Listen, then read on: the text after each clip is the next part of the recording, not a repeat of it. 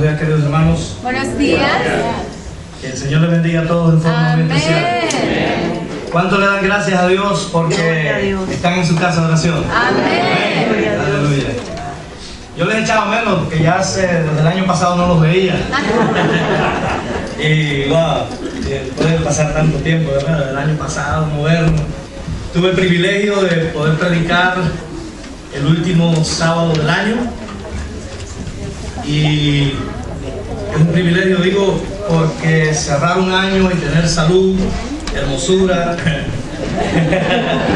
para las mujeres que hay aquí en la iglesia, en vez de terminar hablando, tener salud, tener fuerza, ¿verdad? Tener deseo de trabajar y de seguir adelante en el último sábado del año, yo creo que es maravilloso, ¿verdad? Así que cuánto le damos gracias a Dios por aquel sábado pasado. Y cuánto le damos gracias a Dios porque nos da la oportunidad de comenzar en este primer sábado del año, ¿verdad? Con nuestra devoción hacia Él. Amén. Empezamos descubriendo un talento nuevo porque ya la hermana que cantó ahora quedó contratada, ¿verdad? Para seguir alabando el nombre de nuestro Dios en nuestra congregación. Amén. Y el nombre de Dios siempre va a ser exaltado, hermano, cuando nuestras alabanzas salen del corazón. Amén. Así que un hermano me decía, aquí nadie es cantante, aquí nadie canta profesionalmente. No importa, Dios oye más a los no profesionales que a los profesionales. Porque los no profesionales cuando se atreven a cantar es porque lo quieren hacer para gloria y honra de Dios solamente, ¿verdad? Así que le damos gracias a Dios porque nos da la oportunidad de en su primer sábado estar en su casa de oración, poder disfrutar de las alabanzas, poder disfrutar de la adoración. Hoy quiero empezar el año. Hoy quiero empezar el año sabático con un mensaje. Ya está puesto acá. Pueden ponerlo acá ya la imagen. Con un mensaje que es un mensaje de preparación. Es un mensaje de alerta. Es un mensaje que siempre se le puede dar a la iglesia para advertirla de las cosas que han de pasar en un futuro en la iglesia. Yo he estado predicando hasta ahora sobre consagración, sobre momentos en que la iglesia debe acercarse más a Dios. Hemos puesto ejemplos de cómo Dios actúa, cómo Cristo actúa, qué es lo que a Dios le agrada para que la iglesia siga su ejemplo y pueda tener un momento de consagración.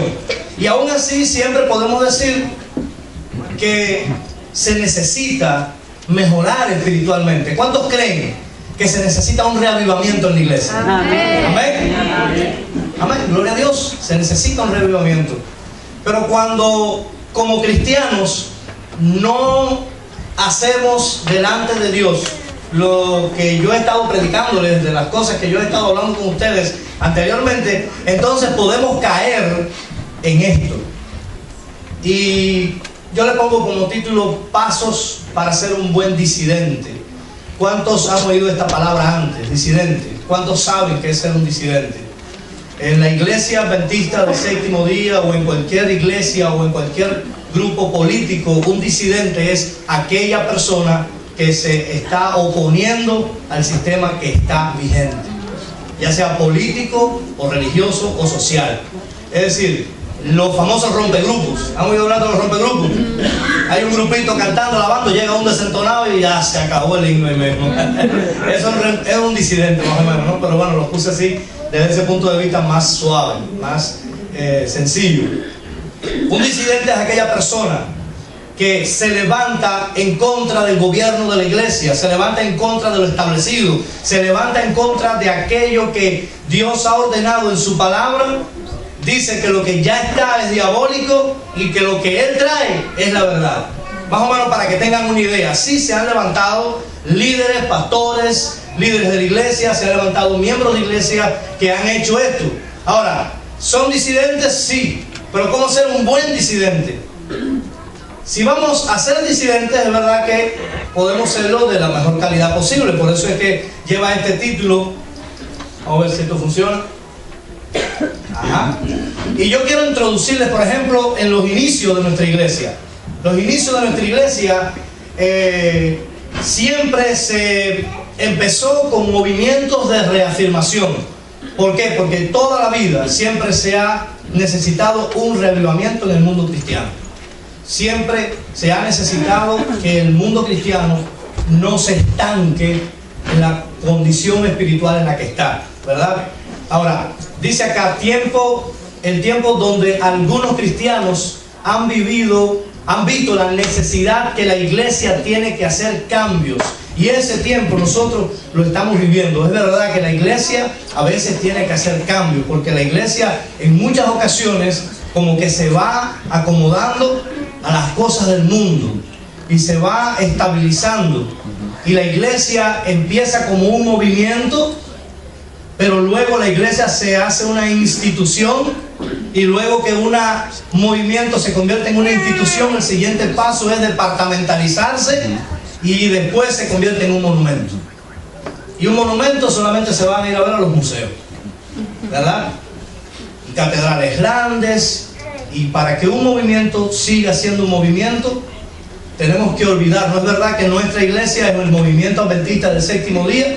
También se conoce como la institución adventista del séptimo día, una iglesia que está llena de departamentos. Tenemos muchos departamentos en la iglesia, pero hay que tener en cuenta que se puede correr el riesgo de ¿qué?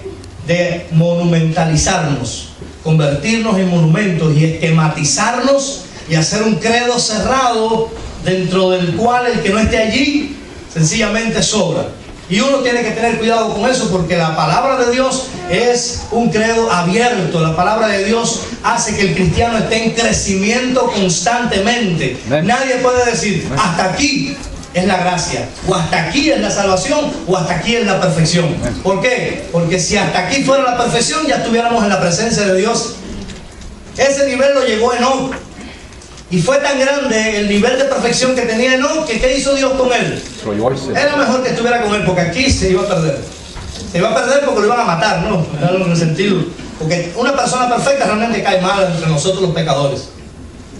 Cae mal. A nosotros no nos gusta que haya una persona tan perfecta al lado nuestro. Porque enseguida se nos sale qué cosa, nuestros defectos. Y enseguida vemos en un espejo cómo debiéramos ser. Y nos molesta. ¿Ve? Por eso es que muchas veces rayamos en poder necesitar la reforma, necesitar el reavivamiento en la iglesia. Dice aquí que, por ejemplo, allá hace muchos años atrás, en el 1843, 1844, existió un grupo de personas que se dedicaron a estudiar la Biblia. Estoy hablando de este movimiento cuando comienza, ¿verdad? Una forma, les empieza a estudiar de una forma diferente. Y esto los movió a reunirse, a congregarse y a consagrar sus vidas al Señor, porque para ellos el fin de todas las cosas estaba cerca. Este grupo empezó a predicar que el 22 de octubre de 1844 iba a venir ¿quién? Porque ellos entendieron cuando estudiaron las profecías que para esta fecha iba a venir Cristo, porque la purificación del santuario, ellos entendieron que era la venida de Jesús, no el paso del lugar santo al santísimo del santuario celestial. Eso no lo llegaron a entender en aquellos momentos. Y ellos, grupos de personas de diferentes religiones evangélicas, se reunieron y ¿saben qué? Ellos se chasquearon, pero ellos sencillamente tuvieron problemas en sus congregaciones. Acá. Este grupo se chasqueó cuando Cristo no vino en la fecha que ellos esperaban, y automáticamente empezaron a vivir su momento de reavivamiento, pero en sus congregaciones se le empezó a llamar como disidentes. Personas que empezaron a reunirse con uno que no era cristiano aparentemente, que empezó a predicar un tema, y ellos fueron expulsados de sus congregaciones. A mí me llama la atención, por ejemplo, cómo la hermana Elena G. de White y sus padres fueron expulsados por venir a ver los sermones de Miller. Y ¿saben qué? Yo, el trabajo mío en el seminario de tesis para la asignatura de teología protestante, mi trabajo fue sobre la iglesia metodista. Mi grupo habló sobre la iglesia metodista, la historia, los orígenes de la iglesia metodista se remontan a los hermanos Wesley. Y ellos en su código, en su manual de iglesia, ellos dicen que no se puede expulsar a nadie, ni siquiera por guardar el sábado, si decide hacerlo. No se puede expulsar a nadie por decidir hacer un culto unido con otro. Y me llama la atención cómo, estando recientemente fundada prácticamente la iglesia para aquella época, que se violara el mismo manual de iglesia al expulsar a una familia por escuchar a un predicador hablar de la venida de Cristo. Eso se violó en aquella época en esta iglesia. Pero ellos fueron tratados como disidentes porque sencillamente desearon esperar algo más, siendo obligados a congregarse en otro sitio. De ahí empieza a surgir nuestra iglesia. Hoy hay muchos hermanos que de buen corazón, y los pongo como ustedes ven allí en negrita y entre comillas. ¿Saben qué quiere decir eso, no? La gramática. De buen corazón, aparentemente de buen corazón, o por lo menos ellos lo expresan así, que quieren un reavivamiento en la iglesia, porque saben que es necesario este reavivamiento para que el Espíritu Santo pueda ser derramado para terminar la obra de la predicación. Y en esto yo creo que todos estamos de acuerdo. Amén. No tenemos que ser de estos de buen corazón, ¿verdad? Todos estamos de acuerdo que se necesita un reavivamiento en la iglesia para que la lluvia tardía descienda sobre el pueblo de Dios y se pueda terminar la obra del Evangelio con poder, con gloria, con majestad, porque el Dios de los ejércitos está ¿dónde? De parte nuestra, está entre nosotros. Así que sí es verdad que necesitamos un reavivamiento, pero cuidado, ¿verdad? Porque si pertenecemos al grupo de los hermanos de buen corazón, entonces vamos a pertenecer a otro grupo, porque ellos cometen el error de caer en ocasiones en los mismos errores ¿de quién? De Judas Iscariotes. Y se convierten entonces en seguidores de Judas Iscariote.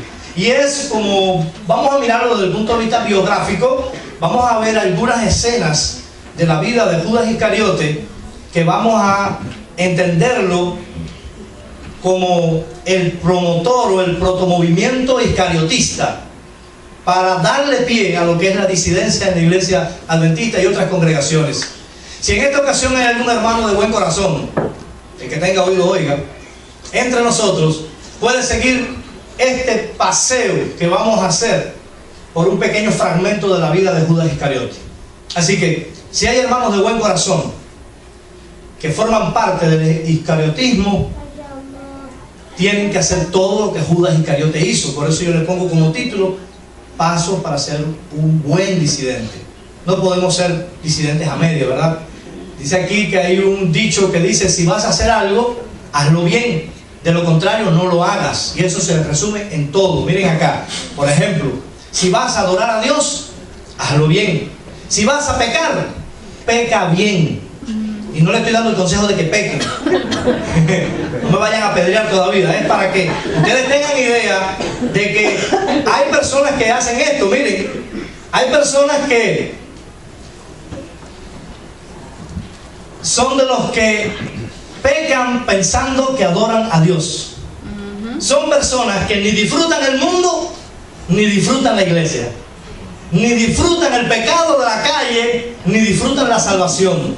Y aún pecando sin disfrutarlo, se creen que se van para la vida eterna y creen que van a ser salvos.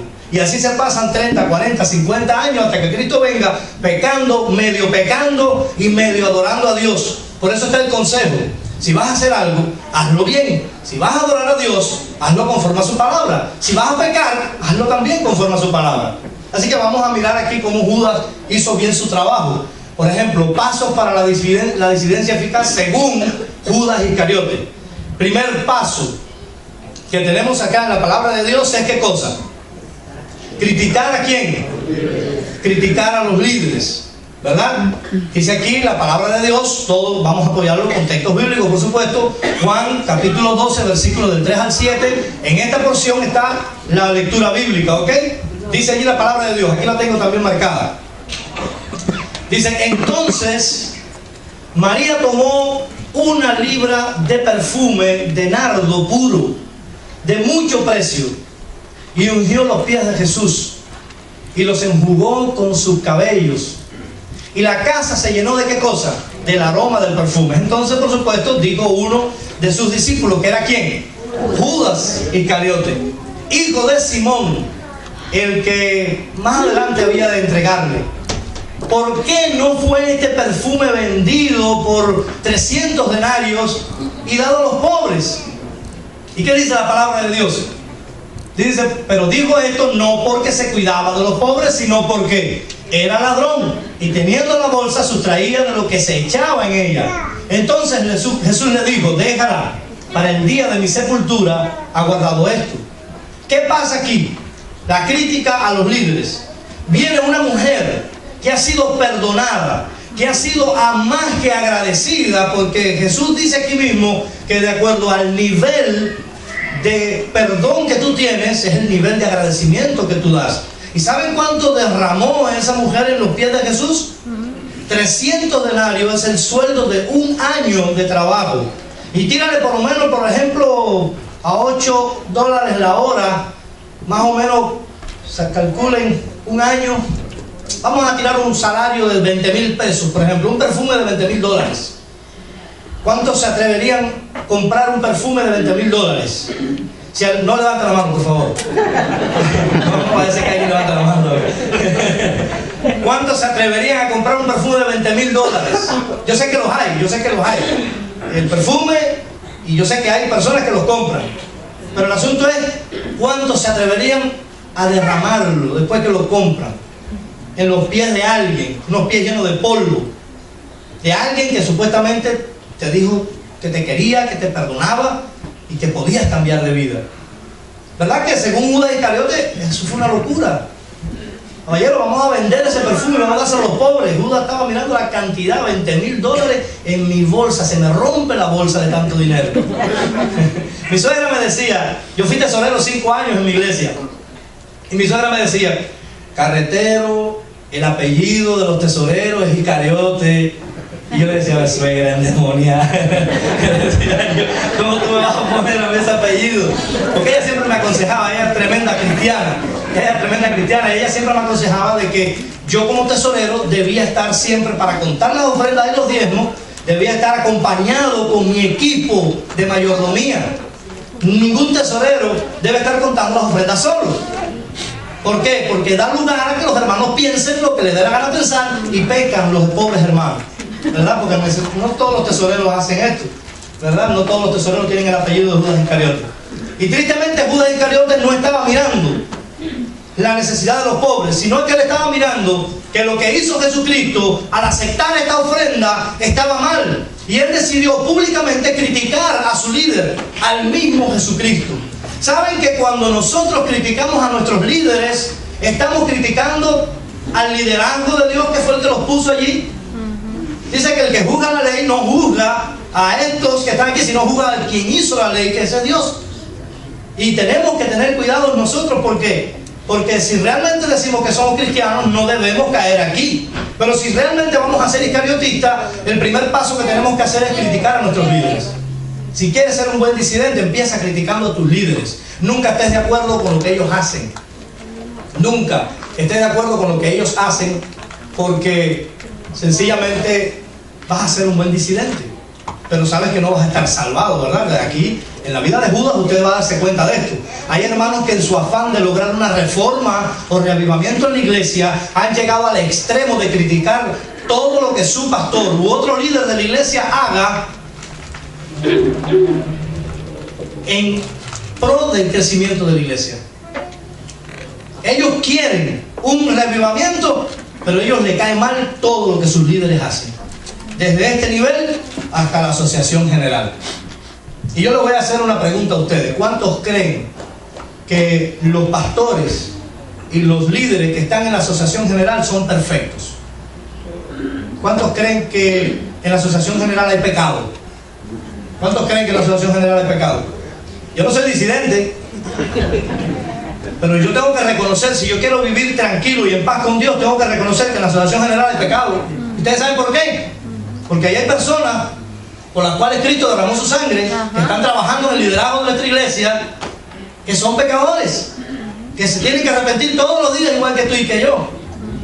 Si quitamos a todos los líderes de la asociación general, los votamos a todos, los borramos de la iglesia por ladrones, por mentirosos, porque son pecadores, y nos ponemos nosotros, ¿ya dejó de existir el pecado en la asociación general? No. Sigue habiendo pecado. Entonces, ¿cuál es la base general de los disidentes que vienen a veces a hacerle daño, a dividir nuestras congregaciones que están aquí tranquilas adorando a Dios? la asociación general tiene pecado. En la asociación general se hace mucho abuso y se cometen muchos errores, y esto y lo otro y lo otro. Y todavía hay ovejitas, hay hermanos aquí en la iglesia que dicen, es verdad, es verdad. Caballero, ¿quién no se ha dado cuenta que en la asociación general, que en las asociaciones locales, que en nuestras iglesias hay pecado? ¿Quién no se ha dado cuenta de eso? ¿Hay algún perfecto aquí?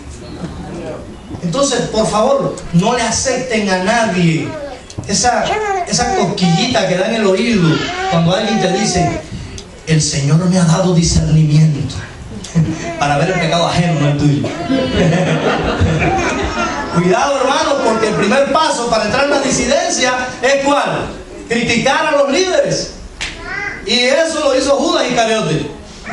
Miren acá lo que dice la hermana White, por ejemplo, en el manuscrito 37, ella pone algo. Dice, no deben expresar sus dudas, son insinuaciones de Satanás.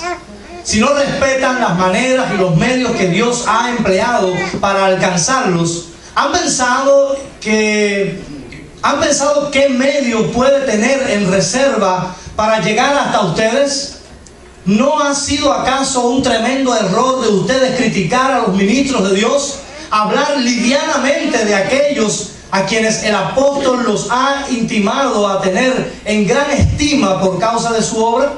¿Rehusarán los hombres y las mujeres de limitada experiencia a recibir ayuda de parte de los instrumentos que Dios ha establecido? Es a saber, sus pastores. Y recuerden, ya ustedes saben para mí que es un pastor, ¿ok? Pero esto ella lo está diciendo específicamente de problemas con la disidencia que había en su época, porque estaban hablando de los pastores. De hecho, y podemos decirlo abiertamente porque nosotros no nos da miedo decir errores que pasaron en nuestra iglesia al principio. ¿Cuántos saben la historia del doctor Keller? Él, tremendo doctor, tremendo hombre, tremendo estudioso de la Biblia, era de los que promovían el hecho de que los pastores no debían dirigir la obra de Dios mundial, que debía ser él. Eso lo decía él.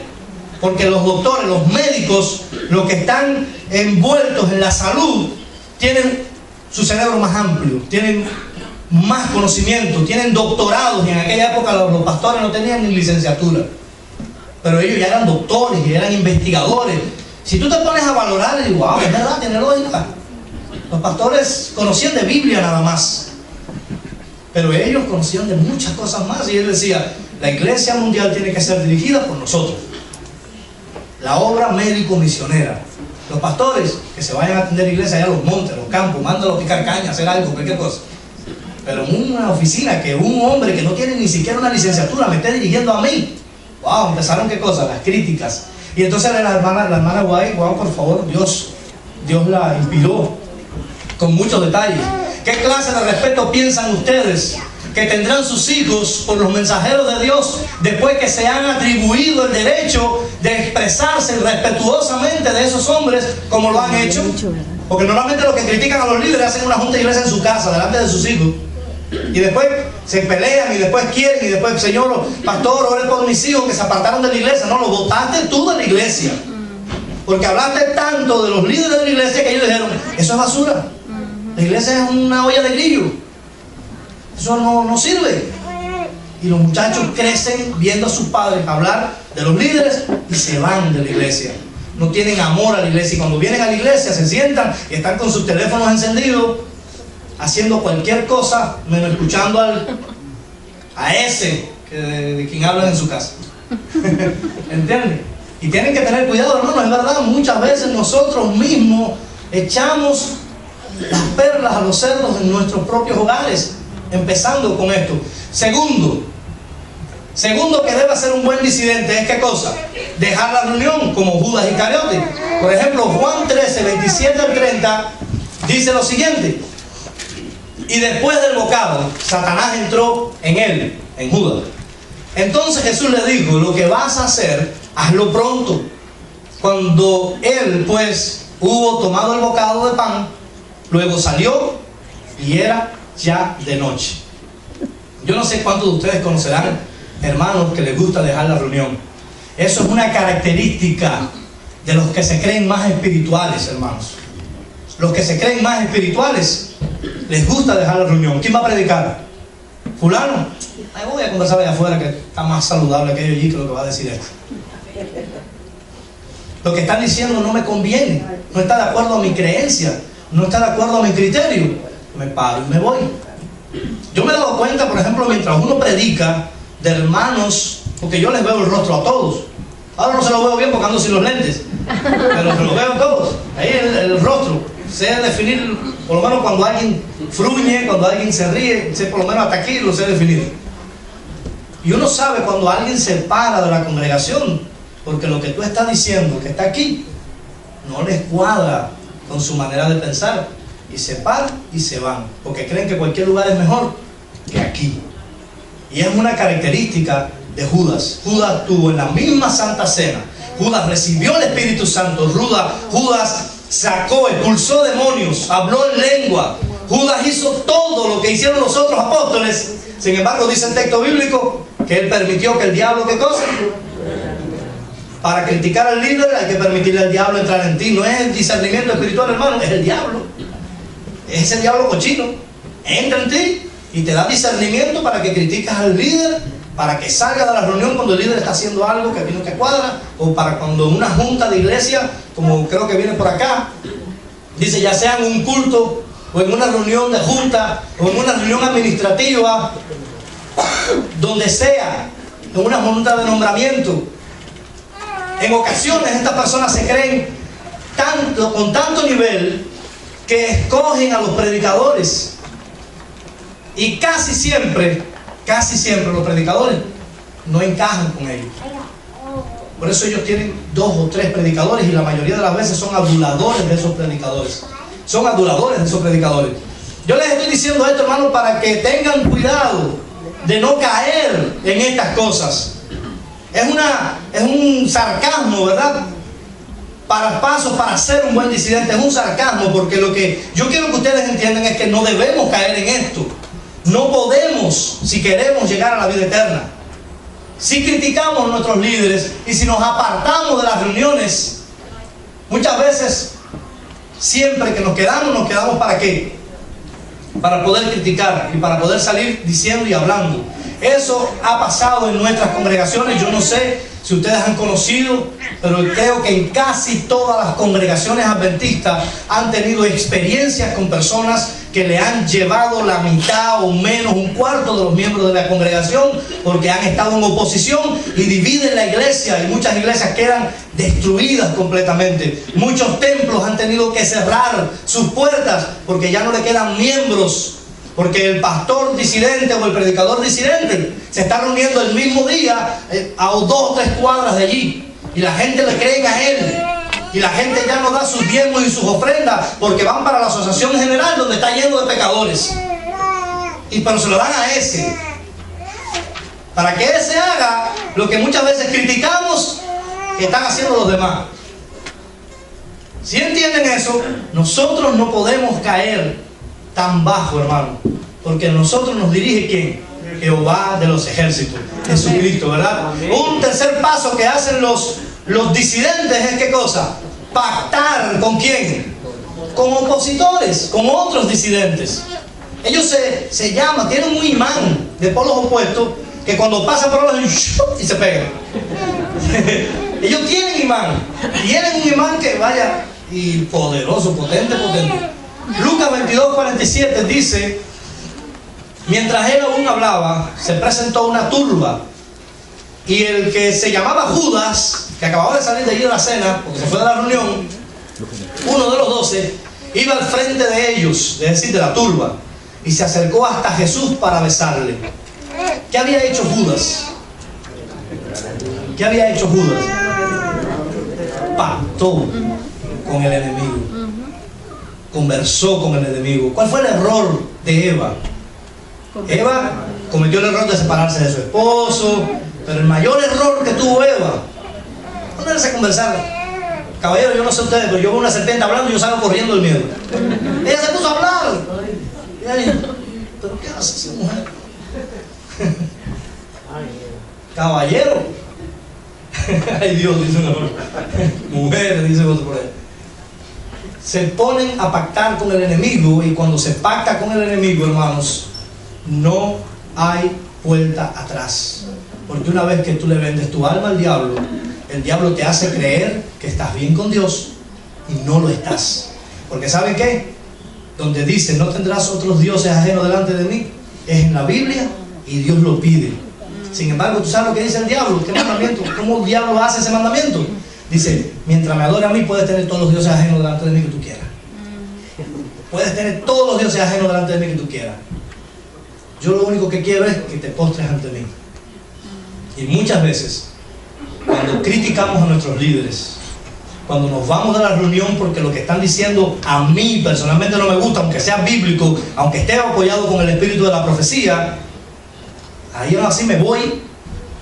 Entonces, muchas veces caigo en que pacto con el diablo. ¿Por qué? Porque una vez que salgo de la reunión, siempre va a haber otro hombro, amigo, que va ahí a secar tus lágrimas. Y no necesariamente un hombro cristiano que te quiere rescatar. Es uno igual a ti, al que tú vas a acercarte a él y vas a decirle, ¿estás oyendo lo que se está predicando de adentro?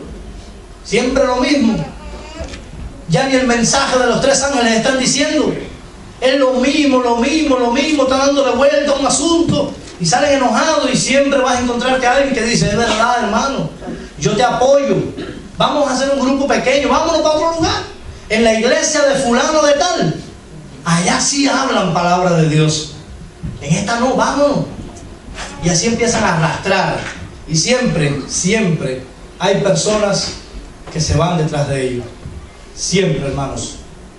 Dice aquí el hermano que la iglesia se tiene que reavivar. Pero mientras estén estos predicadores modernos, eso no va a pasar. Hay personas que al escoger a los predicadores dicen, yo prefiero, por ejemplo, a Gambetta, prefiero a Bullón, prefiero a Esteban Bor, prefiero a estos predicadores, porque son los predicadores que toda la vida han escogido. Toda la vida son los predicadores que se conocen a nivel mundial. ¿Y quién no ha escuchado, por ejemplo, a Gambetta? Hoy tiene su problema en la iglesia, está bien, pero ¿quién no ha escuchado al pastor Gambetta y no sabe y no puede decir que es un excelente predicador? Porque toda la vida lo fue y todavía lo es, aún donde está. Hablando del tema, por cierto. ¿Quién no ha escuchado a Bullón? Y cuando dicen, viene Bullón, ¿quién falta? ¿Quién se queda en su casa? ¿Por qué? Porque es un predicador de los que no se puede dejar de oír. ¿Es o no es? Pero tenemos que tener cuidado, porque cuando yo me comparo con Bullón, yo digo, yo ni me paro en frente. ¿Para qué voy a hablar? ¿Para qué voy a decir? ¿Para qué voy a hacer el intento de preparar un sermón si la gente le gusta oír solamente a Bullón? Solamente le gusta oír a Mark Fielder. Solamente le gusta oír a ciertos predicadores, porque eso, wow, Dios los bendiga. Gloria a Dios, porque tenemos esos predicadores también, ¿verdad? Pero es triste cuando hermanos en la congregación dicen, no, si no viene Bullón, yo no voy más el sábado a la iglesia. Y si no viene fulano, yo no voy a ir más a la iglesia. Y si no viene, ¿quién va a predicar? Que se vaya a otro lado a predicar él. Yo no voy a la iglesia esa. Y uno tiene que tener cuidado, hermano. ¿Por qué? Porque estamos siguiendo a Judas. Somos seguidores ¿de quién? De Judas Iscariote. Ahora, hermano, miren, si yo he estado practicando estos pasos, ¿qué debo hacer? Si ya tú criticaste a los líderes y te gusta hacerlo, porque verdad que es sabroso, ¿verdad? Hablando de los demás, ¿verdad? Que te da un dolor en los músculos de aquí de la mandíbula, ¿verdad? Y tú dices, me están fortaleciendo los músculos. Tengo el don de lengua para hacer daño, no para hablar. ¿Verdad que? Si ya tú has disfrutado de hablar de los líderes, si ya tú te has salido de una reunión y has visto que afuera a veces es más divertido, porque no sé cuántos de aquí se han dado cuenta de que muchas veces en los sermones tienen un sueño. Y miran para el reloj allá el pastor, se pasó, y mira, ay, yo estoy muerto del sueño, del hambre que tengo, pero le agarra a las 2 de la tarde conversando de afuera y no tiene ni sueño. Es como que 2 demonios se le sientan aquí así y se le pesa. Pero una vez que se acaba el culto y se acabó el papagayo que estaba hablando, porque eso es lo que entienden ellos como sermón, un papagayo hablando allá adelante, porque tenían sueño, entonces se ponen a conversar, les agarran a las 2 de la tarde, las tripas les están sonando y ellos encantados de la vida hablando sandeces allá afuera. Y por supuesto criticando a lo que se dijo, ¿verdad? Pero entonces salen de la reunión y ya lo han disfrutado. Viene lo otro, es que ¿qué cosa? Que entonces yo sencillamente he pactado y he conversado con otras personas que opinan igual que yo. Si ya yo he practicado esto, yo puedo definirme hoy. Yo no voy a decirle que levanten las manos, pero yo creo que algunos hemos hecho esto alguna vez en la vida, hermano, ¿verdad? Como hemos hecho maldades cuando niños. Si ya hemos hecho eso, podemos decir somos seguidores, somos iscariotistas, seguidores de Judas Iscariote. Pero para poder triunfar en nuestro ministerio disidente, tenemos que hacer todo lo que hizo Judas. ¿Es o no es? Sí. Así que miren lo otro que hizo Judas y yo se los aconsejo entonces. Sí. Si vas a hacer todo lo que hizo Judas, por favor, aplícalo todo, ¿verdad? Pues tú ya lo mismo. ¿Qué hizo Judas? Fue y se ahorcó cuando se dio cuenta que no estaba bien con Dios. Y yo no les estoy exhortando a la iglesia que se ahorque. De todas formas, si alguien lo quiere hacer, ahí en el Suami venden una solita de nylon que no dejan mi marca. Pueden ir a hacerlo. Son su problema, ¿ves? Pero no digan después que yo lo mandé. Ustedes decidan, la soguita vale barata y en el Suami y todo. Allí ustedes pueden identificarse con Judas si han estado practicando lo anterior dicho, hermanos. Pero ahorcarse, yo lo pongo aquí, aunque Judas lo hizo en forma literal, yo lo aplico aquí a qué cosa. En Mateo 27:5 dice, entonces arrojó las monedas, porque de hecho el hombre había hecho hasta negocio por Cristo para estacionarlo, las monedas de plata en el templo, salió y se ahorcó. Esto es sinónimo de ¿qué? Perdición. ¿De qué? Hermano, si usted critica, si usted se aparta de la reunión, si usted pacta con personas que no están de acuerdo con las palabras de Dios, usted se está autodestruyendo. Usted se está haciendo ¿qué cosa? Daño a usted mismo, porque se está autodestruyendo y no va a participar de las mansiones celestiales.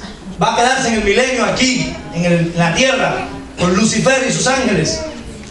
Y díganme, hermano, ¿vale la pena haber vivido todos estos años en la iglesia y conocer al Dios verdadero? Porque yo sé que de una forma o de otra, incluso los disidentes tuvieron su experiencia con Dios, tuvieron su primer amor y tuvieron su momento de entrega de verdad a Dios. Dígame, ¿vale la pena perder tantos años de experiencias con Dios para arrojarlo a la basura y autodestruirme pensando más en los demás que en mí mismo?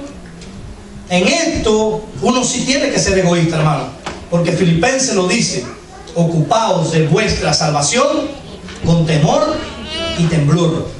En el problema de la salvación es personal. ¿Sí me entienden, hermano?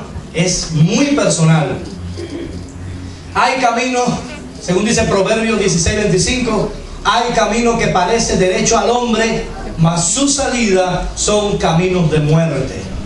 Sus salidas son caminos de muerte. ¿Qué hacer si lo que quiero es un reavivamiento? Analicemos esta cita rapidito, hermano. Dice: cuando ocurre un reavivamiento en la iglesia, se produce porque alguien busca fervorosamente la bendición de Dios, tiene hambre y sed de Dios, pide con fe y recibe de acuerdo con ella, empieza a trabajar con fervor, sintiendo su gran dependencia del Señor, y las almas se despiertan para buscar una bendición similar. ¿Quieres un reavivamiento? ¿Cuántos queremos un reavivamiento en la iglesia? Empiézalo tú. Amén. No busques un reavivamiento congregacional. Eso no existe, hermano. Siempre que tú pierdas el tiempo buscando reavivamiento congregacional, vas a caer en el seguidor Judas Iscariote. Vas a ser seguidor de él. El reavivamiento tiene que empezar ¿por quién? La iglesia es una iglesia aburrida. Usted es el aburrido. La iglesia es una iglesia que critica. Usted es el criticón.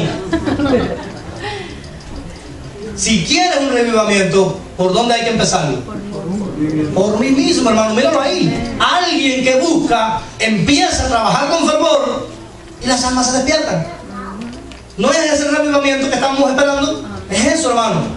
Aquí está como bosquejo. Esto, ahora sí. Aquí en la cadena. Si tú quieres que la iglesia haya un reavivamiento, empiézalo tú y no lo busques en los demás. No sé a dónde apuntar ya para que esto funcione.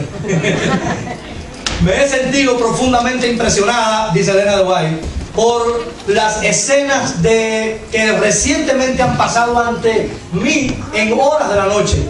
Parecía que un gran movimiento, un revivamiento se producía en muchos lugares. ¿Dónde? En muchos lugares, hermanos. Nuestros hermanos estrechaban filas en respuesta al llamado.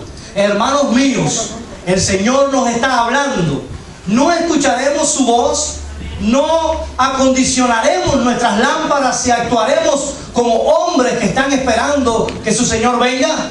Esa es la mejor conclusión para un sermón, ¿verdad?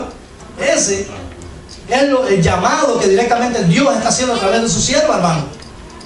¿Qué estamos esperando? ¿Qué estamos esperando? Conclusión. ¿Cuál es la conclusión? Para ser un buen disidente es necesario, ¿qué cosa?